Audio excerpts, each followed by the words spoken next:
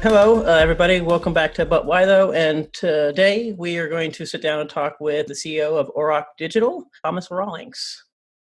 Hello, lovely to be with you. Oh, yes. And obviously, we're going to discuss you all's new release game of Mars Horizon. I guess to get started here, what was the inspiration for Mars Horizon? Well, it was a couple of bits. So, like the roots of the project go back quite a few years, and I'm quite into space stuff. I had a couple of books I'd consumed. I had read the book of The Martian, which got made as a film. I read the book first and really enjoyed that, and was very intrigued with a lot of the ideas in the book. I really loved how the book was very kind of accurate with the kind of science of it all. I like that a lot. I'd read a biography of Elon Musk, and that was a really interesting book as well. Again, about how he'd, you know, upended the kind of space industry. And so those couple of things were kind of going around in my head. And as a games designer, when you come across something that inspires you, you find really interesting, the natural way you think about that is this would make a cool game. And so, yeah, that was kind of, the early genesis. And then very early on, we were lucky enough to kind of make contact with the UK Space Agency, so the kind of main space agency here in the UK. And, very early on, they were kind of very supportive of what we're trying to do. We had some conversations with them and, it kind of just snowballed from there, really. And then, over time it picks up, it becomes a full dev project. We start working on stuff and then it goes through. It's ups and downs. Games take a long time to make. I think a lot of people are often surprised at quite how long they take to make. And then, the culmination of many years of work, happened, depending on when you're listening to this podcast, last week when we launched the game, which was super exciting and massively nerve-wracking. That's great. So I guess you said it did take a long time. Do you have a estimate of how long it took for this project then? So from the first roots of ideas, bashing around things, talking to people, sketching out a couple of ideas, it's basically about 5 years. That's not 5 years of us, like a full development team working non-stop for 5 years.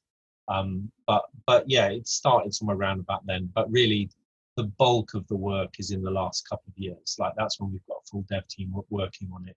That's when, a lot of the stuff gets implemented, a lot of the stuff's done. So it gives you a kind of an idea of how it works. But that's probably slightly more unusual for the games we do. They tend to take more like 18 months, 2 years, depending on exactly what the game and what the scope.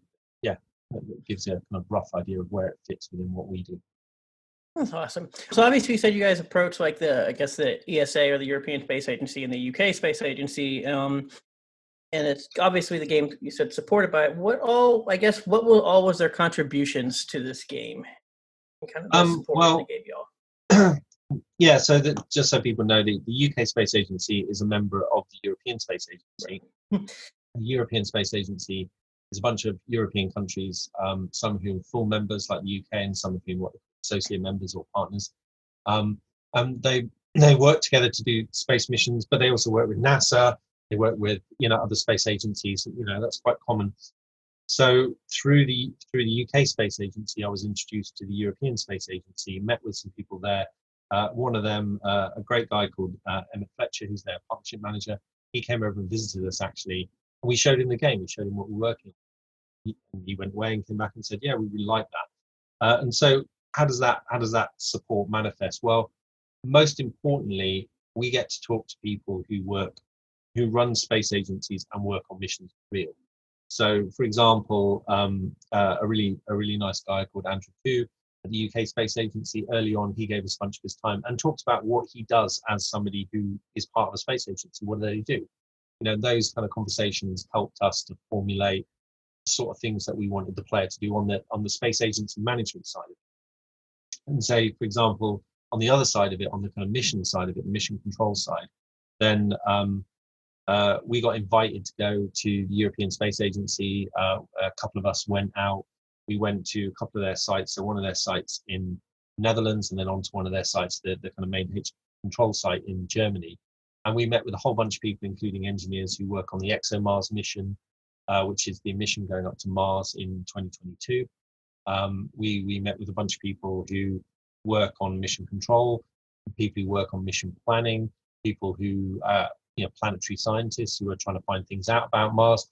And across all those conversations, that helps you as a game designer pull out interesting ideas for gameplay stuff. We changed existing gameplay based on those conversations. And then the kind of next layer of that is, when we did betas, we did an alpha and a beta of the game, and more so in the beta just because the timings worked out well. We, as well as that was open to the public, and we had a whole bunch of players do that. We had a separate beta list as well, the same beta, but we had a kind of separate list of managing the keys of that, where people from the European Space Agency and the UK Space Agency joined in that beta. So we had a whole bunch of feedback from people who, did this for real. And of course, that's feedback you take. I mean, we take all feedback really seriously. But if somebody wants to kind of argue about how you represented a certain rocket or satellite in the game, you listen to that. But if somebody's saying you've represented that wrong, and I know because I designed that rocket, you're like, all right, I'll take you very seriously on that. But I have to say that their feedback, it was really good. It was really, some really nice comments, people saying, wow, I've never seen my job represented in a game before, and you've captured it pretty well. We had, loads of interesting things where people working on the missions, for example, the game has a lot of stuff about percentage chances of things happening. And obviously to us as game designers, you want to represent that. It's like, well, it's a strategy game and you've kind of got to represent the risk reward because that's a core loop of it. So we've put a percentage on it, thinking that's way of communicating to the player, and then showed that to somebody who, works on the mission planning side at the European Space Agency. And they were saying, no, it's kind of, we calculate percentage chances of what we think will happen with something. And then based on those percentages, we work more into it, or we say it's okay to go. So they really did use similar loops as to what we were using. And that was really gratifying. Sometimes we would find those out because that was the gameplay we emerged. Other times they would tell us about stuff and we would think, oh, we need to get that in the game. So there's a whole bunch of stuff, around that. So it's kind of that real practical stuff. And then of course you can, we did fire over questions to people, or you get an email from somebody saying, oh, have you seen this, or have you looked at that?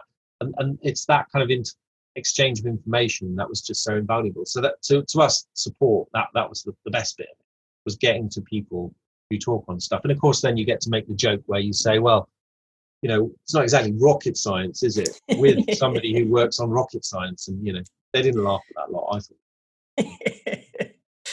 Oh no, I mean, that sounds like a lot of fun. I mean, obviously getting almost like a vacation there, even getting to visit all the and everything.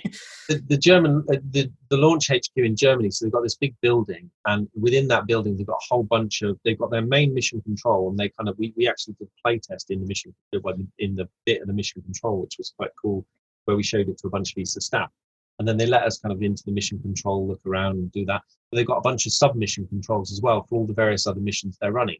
So for the moment, there's a mission which is ongoing called Mars Express. So orbiting Mars right now, there's a satellite, and that satellite is picking up traces of methane. This is leading to the ExoMars mission.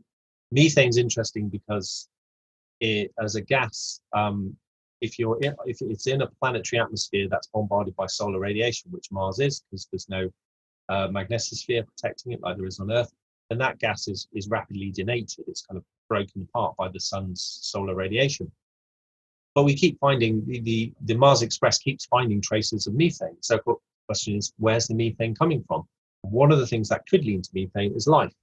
So of course that mission then directly leads to the ExoMars mission. But with these are in the game as well.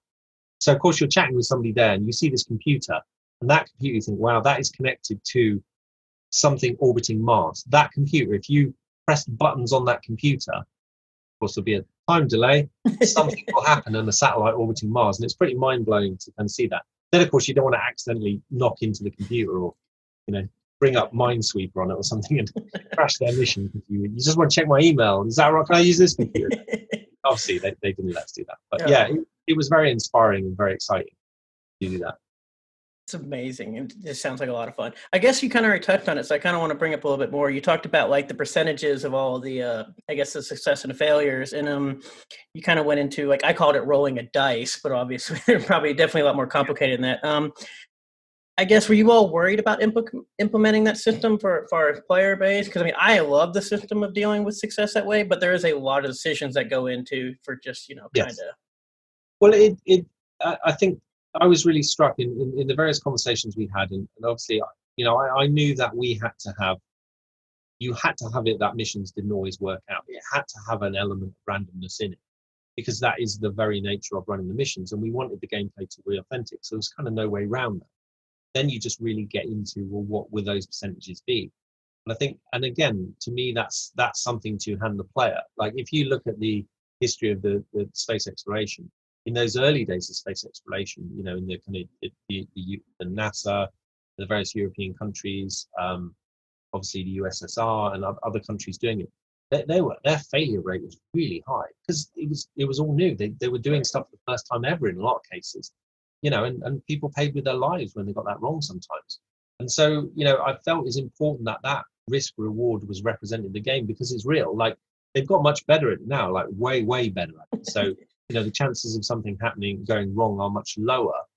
But of course, as the systems get more complicated, there's more things to go wrong. And this is fascinating from discussions with the people, and something in the game we've got is that even the failure of the mission does lead you to some reward loop within the game. Like failure is not complete failure. And so, you know, when we start playing the game, I think sometimes it you know, certain types of games you play, the expectation is you can just always succeed. And with space exploration, I don't think it's possible to always succeed. You can get your failure rate low, but something's going to go wrong. These are, you know, space is you know, as one of the ExoMars people said to me, he said, space is really hostile. There's no air, you know, it's there's no atmosphere, there's space dust in there, there's all these things that can go wrong. It's a dangerous environment. And, you know, us humans have got no business being up in there. It doesn't really want us there. And so, of course, the risk factor of sending people up, of sending systems up, is very high. And so, yeah, the randomness is important to represent that reality.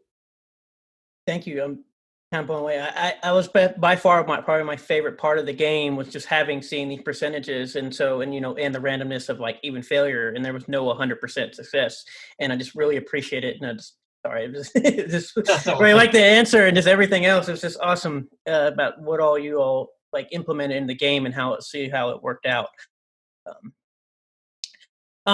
I guess moving on thing. So obviously kind of the end goal of the game per se, the quote unquote end goal, is to kind of land a crew on Mars. But we kind of learned very quickly that you have all of the solar system involved. Yeah. So what was the importance of like showcasing all of the solar system and not making the game just about getting to Mars? Well, again, I think it's to give the player those options. You know, if you think of the kind of, again, the real space exploration, then the more you do something, the more you practice you become at it, the better the agency becomes at doing that. And therefore, there's an advantage in repeat doing things. There's an advantage in doing side quests, side missions, however you want to think of it. But there's another advantage in being really focused on let's just get to Mars. And I think that's a very real challenge that mission planners at agencies face, is where do they put their resources? They can't do it all. Every mission that they choose to do represents a huge amount of resources. And I think I wanted to give the player that sense of the scope of what could be done. And because it all builds the capacity of your agency, you know, deciding to send a probe off to Venus doesn't not help you get to Mars. It builds capacity in other ways. So yeah, ultimately, you know, at the core, it was like this fairly simple thing of, do I put everything into the long shot to get to Mars first, or do I do a bunch of stuff you know, spread my risk a little bit, build my agency up, and then go for the Mars thing? And that was the kind of core idea at the start that was really built up through these various options. But on top of that, because we represent a lot of what really happened in history, you know, the focus isn't always on Mars, and players can do a lot of other stuff. But then, of course, it naturally leads, well, why Mars? Why Mars Horizon? I felt, you know, from the stuff we chatted about earlier, you know, after reading The Martian, you know, reading stuff that SpaceX are doing, things like that, it became apparent to me that really Mars is the next really big goal. And, you know, you talk to people at agencies and they're like, yeah, you know, the Mars rover programs that have gone on, you know, the Curiosity rover and things like that, have been a huge success, like incredible feats of engineering that I think humanity can be really proud of. We have put robots on another planet, and those robots have been there for ages doing stuff. So that's really exciting. So what's the next step then is what they call the sample return. Well, in fact, the next step is that, you know, the ExoMars to put the Rosalind Franklin rover on there, which will have a drill that can drill several meters under the surface. So they're going to be able to get deep core samples and send those images back. Then the next thing is to try and get something back from Mars. Let's get some Martian rock back to Earth. And the engineering challenge of that alone is huge. And these agencies are all working towards that. There's people planning it, thinking it. And I thought, again, this is very exciting to do a game that is science and fiction, i.e. the science behind it and the engineering, this is all really happening. But it's fiction. No one has got to Mars yet. We haven't brought anything back from Mars yet. But within our lifetimes, that is more than plausible, I think is incredibly likely. So, within our lifetimes, it's very plausible that there could be a base on Mars. And so that to me made the game really exciting. It's like, yeah, let's let the player dip their toe into the excitement that's going on around the space race. And so that's why I wanted that kind of breadth of history that has happened.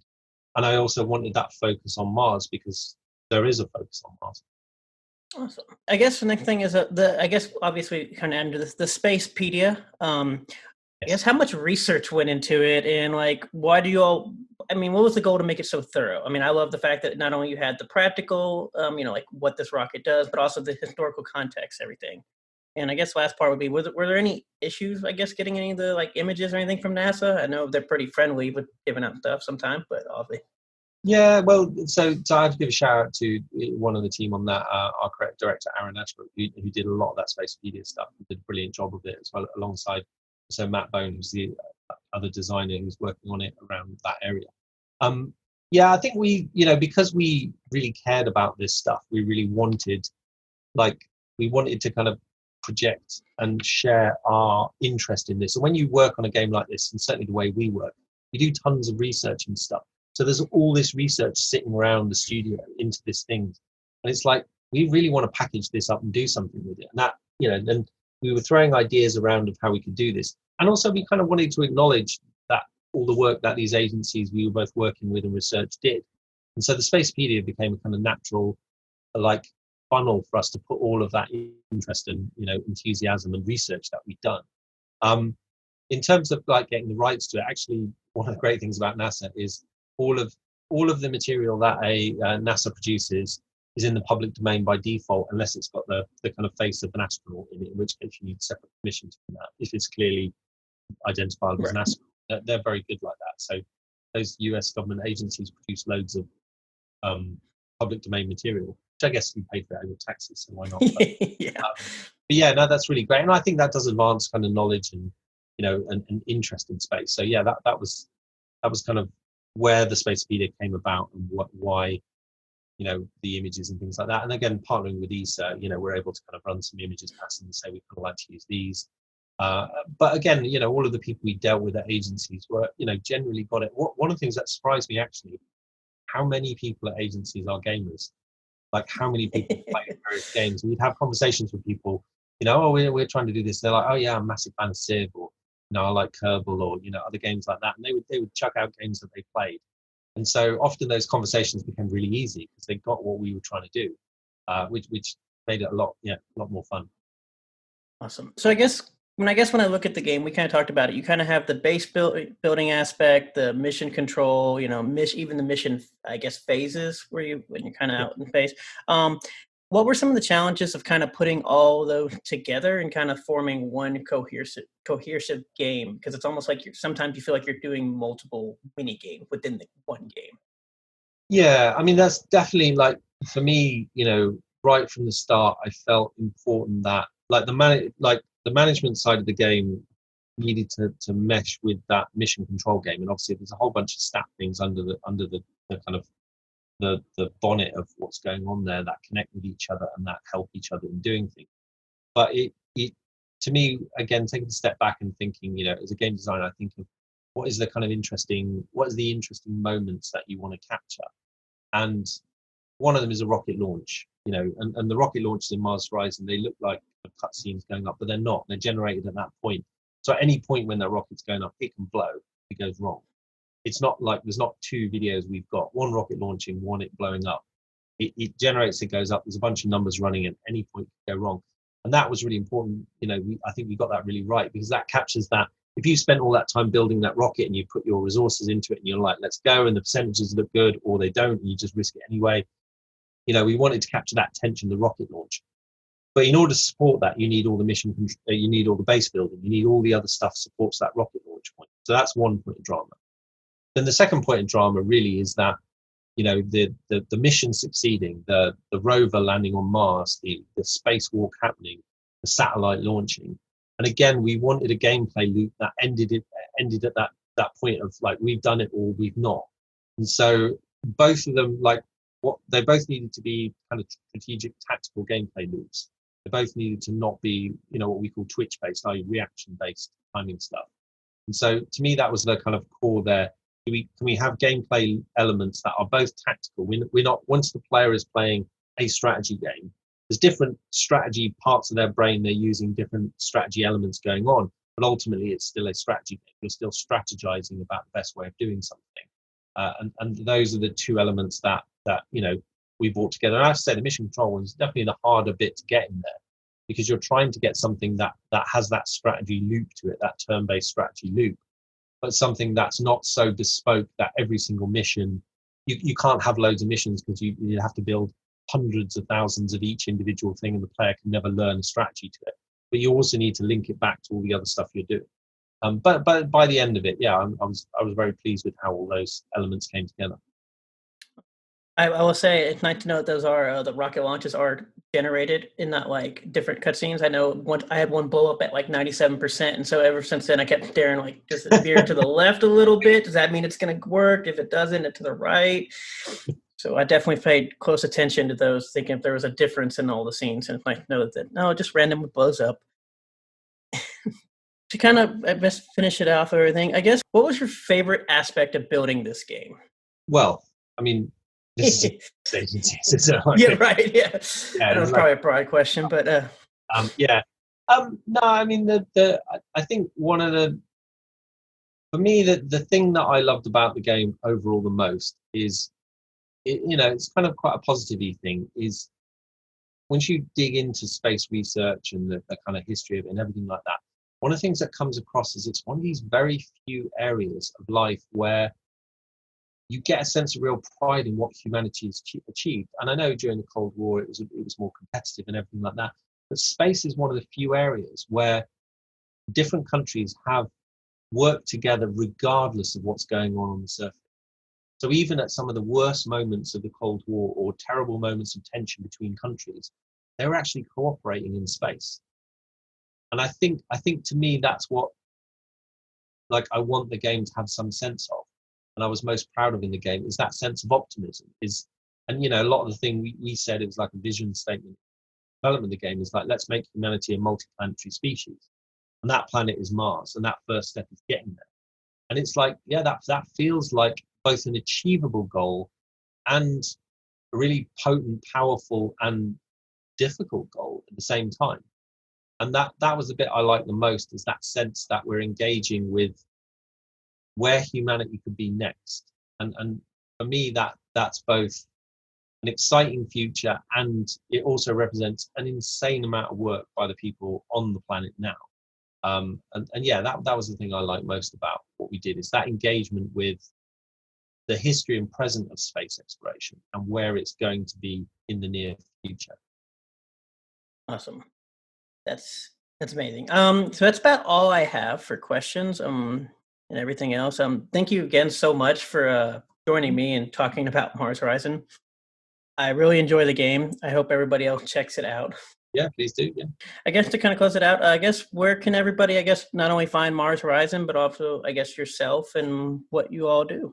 Oh, well, yeah. So if you go to aurocdigital.com, you'll see a link to the game page there, and you can get the game on Steam. It's on Xbox, it's on Switch, it's on PlayStation 4 at the moment. If you at Auroch Digital, follow us on Twitter, the aurocdigital.com page. There's various other links like Facebook, mailing lists, stuff like that. I would say our mailing lists are definitely worth getting on. When we do alphas and betas and things like that of games, our mailing list is the first people to do. We also have a Discord, and again, there's a link off aurocdigital.com to that. Our Discord community is really positive, really buzzing with people in space. Of course, we'd welcome anyone to join that. And other than that, I just want to send a shout out to, I mentioned all these things. I do want to say a huge thank you to the space agencies and all the people there who've been so helpful to us. I want to send a big, thanks to all of the team. Auroch Digital worked on this. Everybody's worked on it over the years. I'm so proud of what they've done, and to the players who've backed us so far. The game's doing really well. We're getting great kind of feedback from people, and it's a huge thank you to people for doing that. So, it gave me a chance to give some shout outs. So appreciate that. Thank you. Yeah, well, thank you again for joining me